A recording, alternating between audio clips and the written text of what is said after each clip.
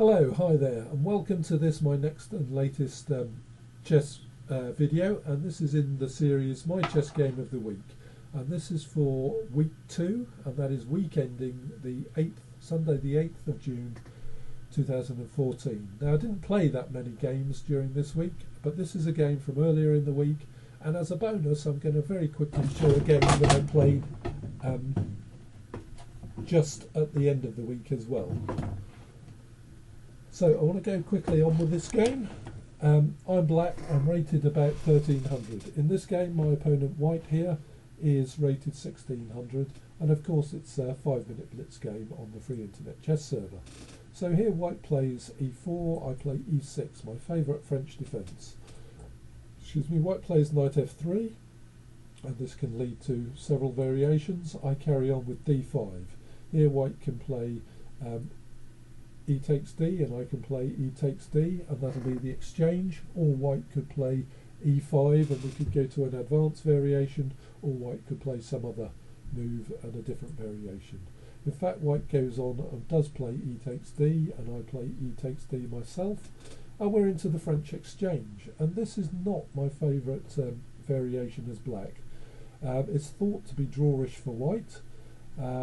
It leads to the least exciting games in the French defence as black for me, and I'd never play it. I do play the French as white as well, but I've never yet played a French exchange. I don't really think it's the best variation. You'd never find Bobby Fischer playing the French exchange as white. He'd always play the classical and the winnower and more exciting games like that and variations like that. And finally, just to say, it leads to symmetrical positions, which we'll see in this game, and also just one advantage for black. White has allowed the exchange of the e-pawns, which allows this light squared bishop of black free rein on this diagonal, and that's immediately solved the problem that black has in all other variations of the French defence, that the light squared bishop isn't very active, but it's fine in this variation, so that's a plus for black. Anyway, on with the game. White plays d4, I develop knight f6, and here you can already see the symmetrical nature of the position. White plays bishop d3, I play bishop d6, more symmetry. White castles kingside and I castle kingside. And here my other general principle to play as black in the French exchange is to develop as quickly as possible.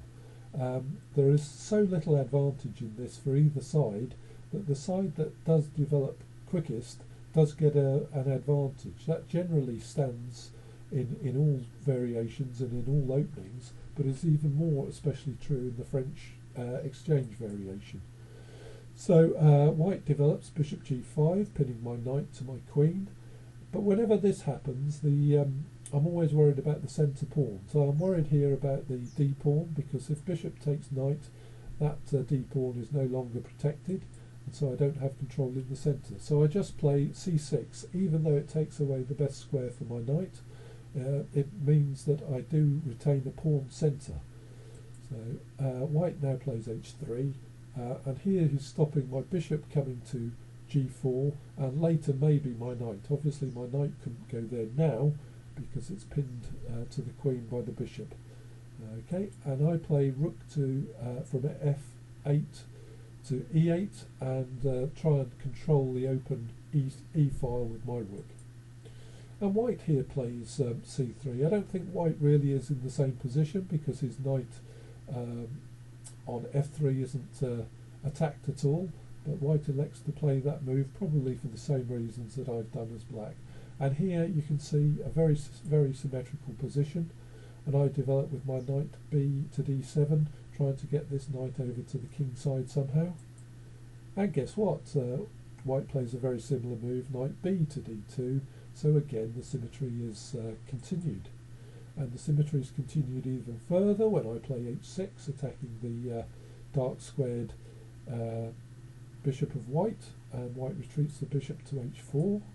And I develop my queen to c7, so the queen is now off the bishop pin and is on a diagonal with my dark squared bishop, which is quite threatening and powerful, and is attacking the weak h2 square. Here white surprises me and simply plays bishop takes knight, and I can recapture knight takes bishop, and that's good for me. Generally it's good to win a bishop for a knight, so I'm happy with that. And white now completes his development rather, with queen to c2, and again you can see the symmetry. White has a very strong battery of queen and bishop on the diagonal, and this time attacking the weakened h7 square on my side. I now develop and complete my development with a simple bishop to d7, and white now plays rook on f to e1 and is challenging my control of the e-file.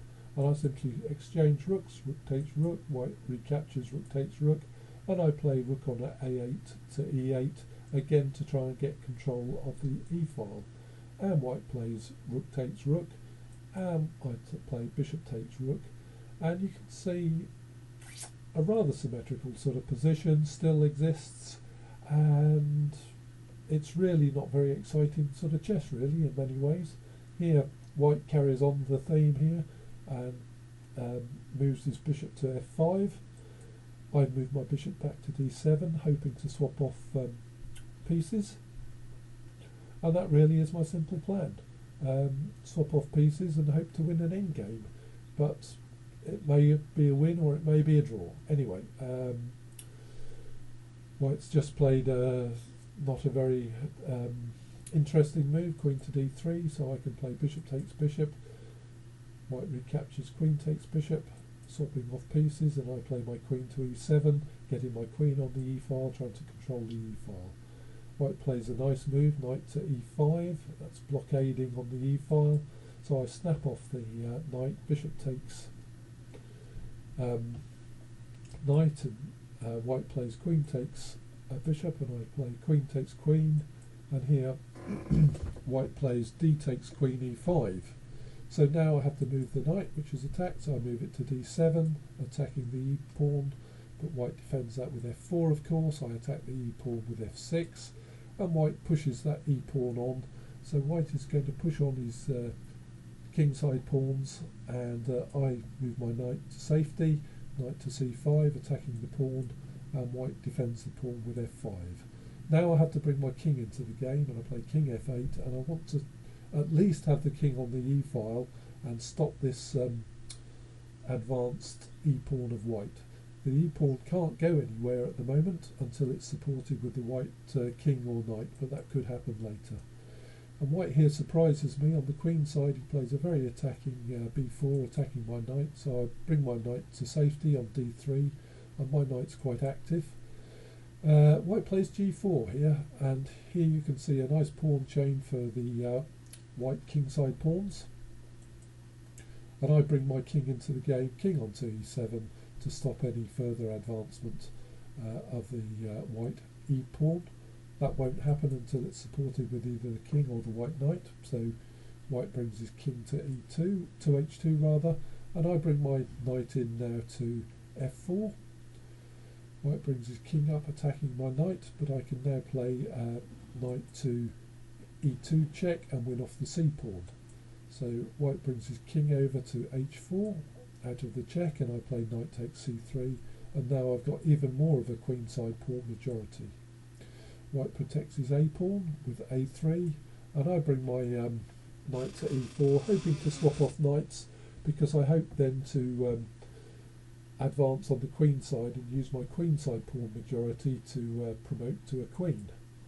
White avoids swapping off the knights and plays instead knight to f3. I bring my knight back to d6 to be active, and white now brings his king up, and his whole plan is to put his king onto g6 and take off the g7 pawn and have his kingside pawns advance and promote on the king side and win the game from the king side.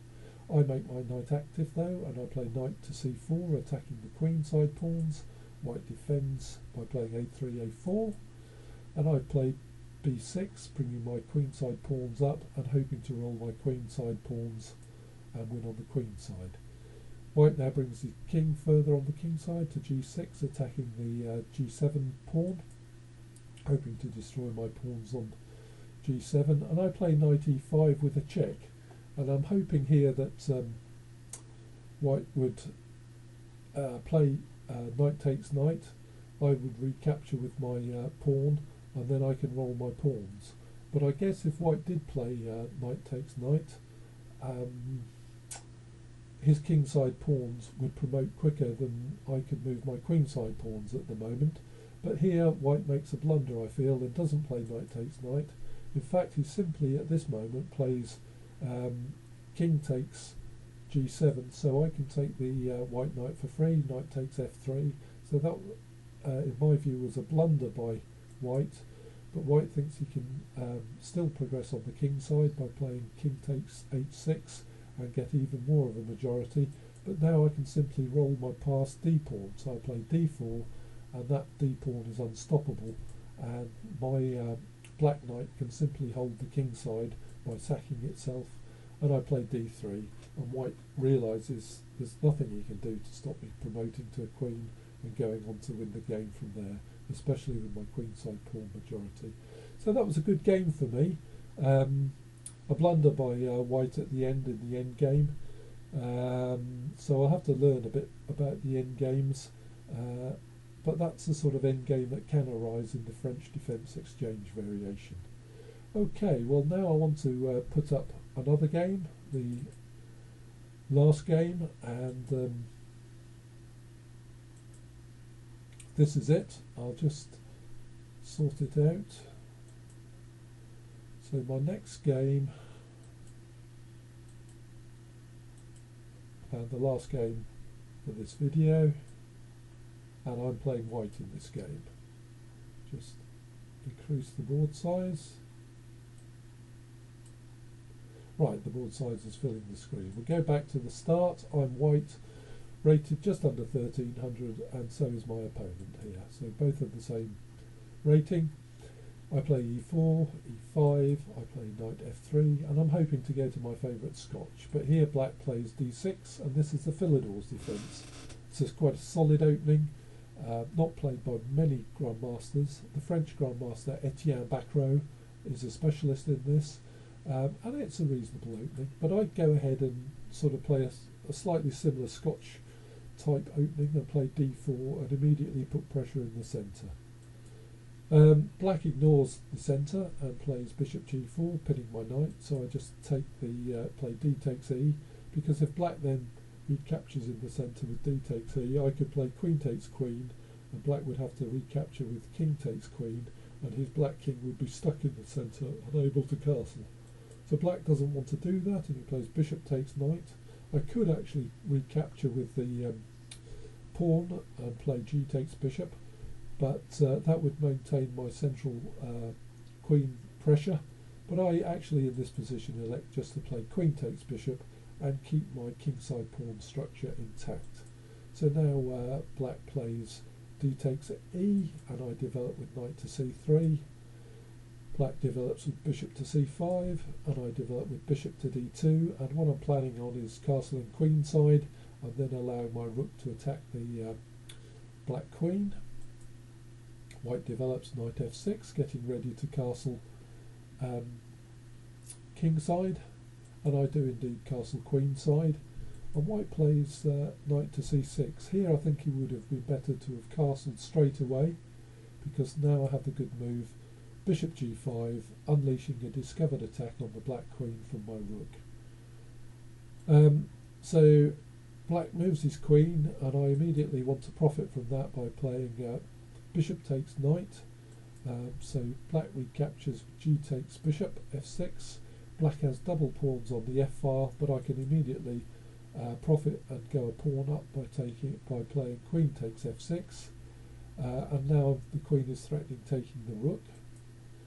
Black protects the rook with rook to g8, and I bring my bishop in. Bishop c4, so I'm threatening taking